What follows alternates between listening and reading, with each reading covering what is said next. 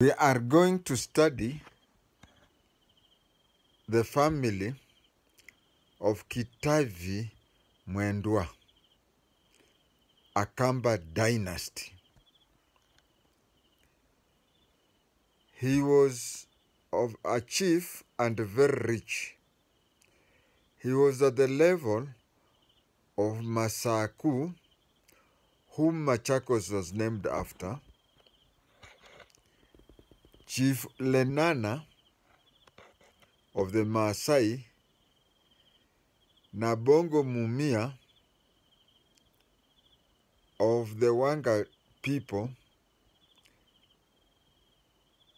Koitalel Arab Samoe of the Nandi tribe, Wayaki Wahinga and Njiru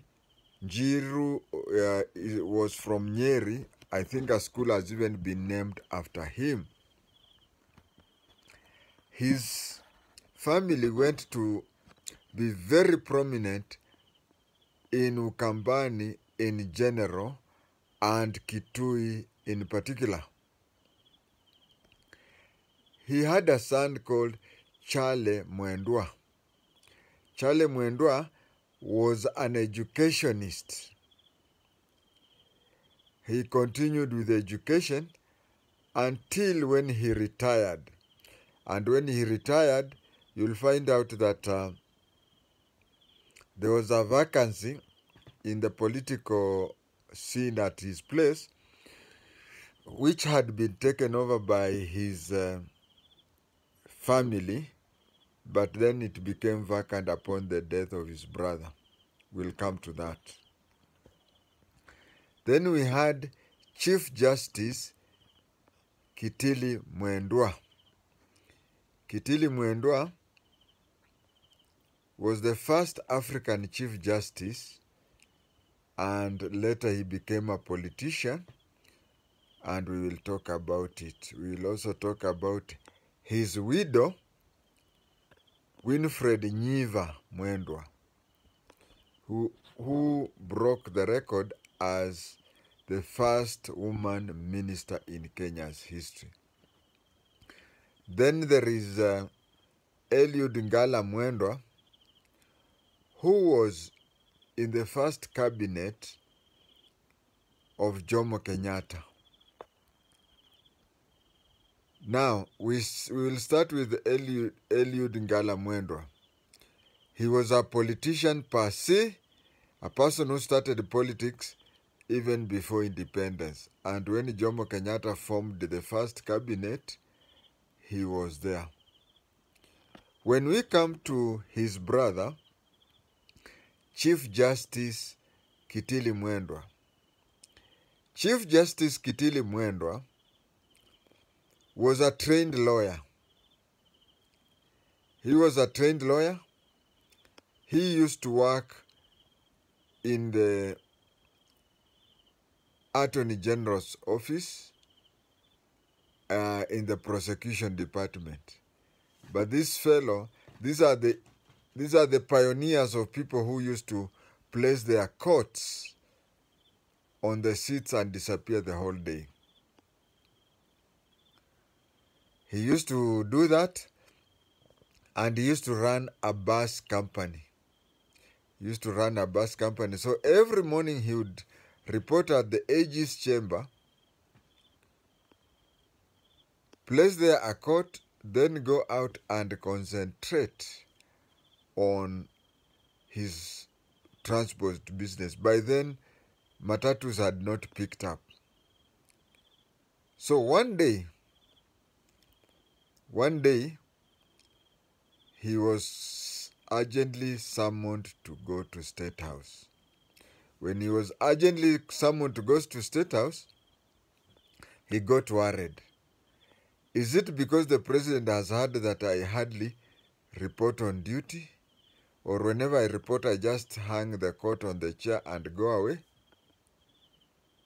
And he went to his cash safe, and took out 10,000 shillings.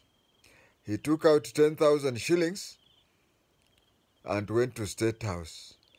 When he went to State House, the first thing the President Jomo Kenyatta asked him, "How are things, my friend?" He said, "Before I tell you anything, get hold of this 5,000 shillings, which you will take it to Gatundu Self-Help Hospital. And the other 5,000 shillings, you are going to take it to any charitable organization of your own need." That was a way of telling him, that is your money. For those of us in our 60s, 70s, and even 80s, you'll remember that during Jomo Kenyatta, there was no delegation that went to see Jomo Kenyatta without leaving money in two bunches. There used to be a bunch of money for Gatundu Self-Help Hospital. And then there was also money for any project of Mzee Jomo Kenyatta's need. Now, the money that was Gatundu Self-Help Hospital, I don't know whether it is still there. I don't know whether it is still there, or if it was converted by the government.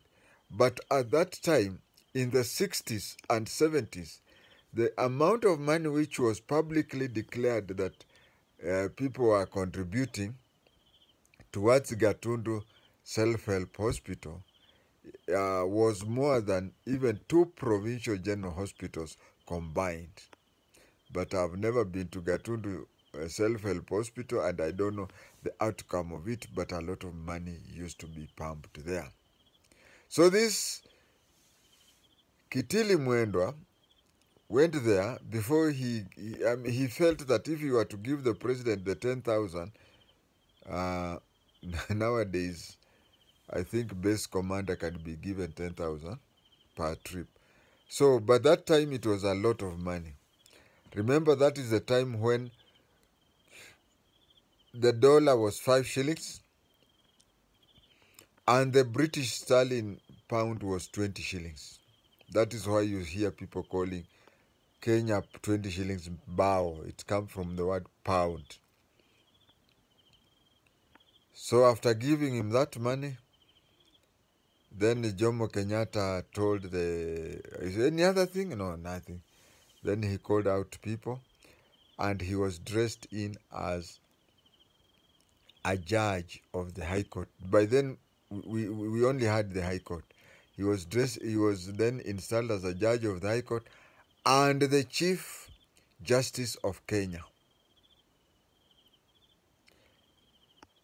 Those who study politics of today will understand that that is what necessitated us to have a Judicial Service Commission, whereby it is the Judicial Service Commission that employs and recruits judges.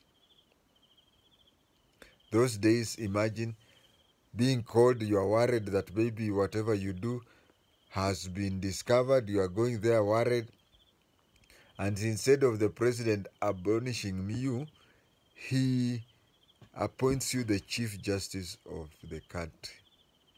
He continued being the Chief Justice until 1972, when there was the coup plot. There was the coup plot involving Kina Major General Ndolo and others. There was also my friend, the late Professor, the environmentist, Pius Oumamuga, was also involved in that. And then there was Gideon Mutiso, the long-term MP for Yatta. They were implicated in that. And Major General Ndolo was told to resign, being the chief of the defense forces. And Kitili Mwendwa was asked to resign as Chief Justice. He stayed in the cool for a long time, and then later he joined politics during Moi's time, and he was elected as an MP for one of the constituencies in Kitui. And ma Kitui, Mondozu mwa mutayo wa.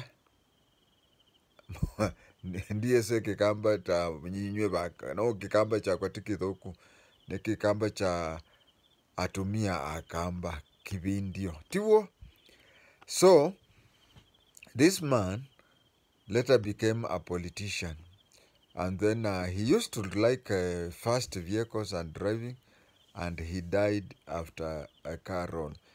And the death has not been resolved, but my opinion is that it was a road accident and he died a natural accident. Then his wife, Winfred Nyiva, contested that and won the seat of that place. When she won that seat, she was also made the first cabinet minister lady. And it was also during that time when we had the Beijing conference.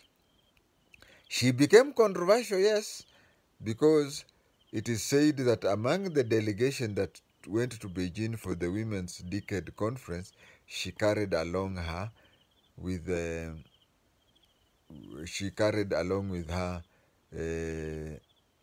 hairdresser. Imagine her hairdresser coming all the way from Kenya going to Beijing on government money. She later had she contested with her brother-in-law Charlie Mwendwa contesting that seat. So you will see that this family was a dynasty of some sort, and I don't know whether today the Mwendwas are still active in politics. Some people have accused me of knowing everybody everywhere. Eliud Ngala Mwendwa, who was the Minister for Labor, I knew his daughter. Now, this is how we knew the daughter. One of the daughters, I can't recall her name, she did her primary CPE Standard 7 in 1975. During 1975, we used to have tuition, but it is not the tuition you people know. The tuition you people know is the tuition where teachers don't teach, or students are so many that teachers want something so that when other students go home, you motivate the teachers to teach other students maybe an hour or two. During our time, there was no tuition in school. There was a teacher who used to teach at Westlands Primary School. His name was Manuel D'Souza. He was a Goan, and he used to stay not very far from KIMC, Kenya Institute of Mass Communication, South B, Polytechnic there. You may have noticed that there were some civil servants' houses which were yellowish in color. He used to stay there. So when we complete classes, when others were going for when others were going for games, I would rush from Madaraka Estate, not from Madaraka, from Bagathi Road Primary School, which is next to Bagathi District Hospital, rush through Madaraka Estate, bypassing where we now have Nyayo Stadium, then take Mombasa Road up to Kenya Institute of Mass and Communication and enter his house there. Then from there we could have 2 hours of tuition.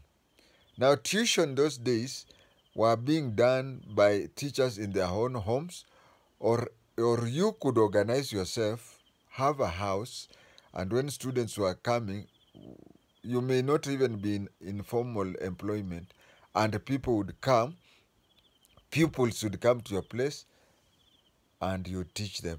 I remember my father used to pay 120 shillings per month, and he used to write an open check. So I used to give Mr. D'Souza that, and that is where we used to.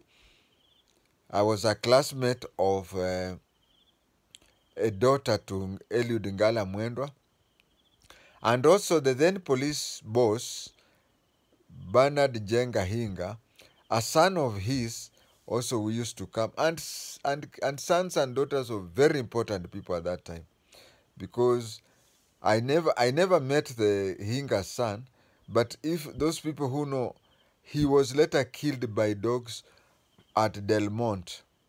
And what happened is that he was driving past, and some people were stealing pineapples from Del Monte, and he decided to stop.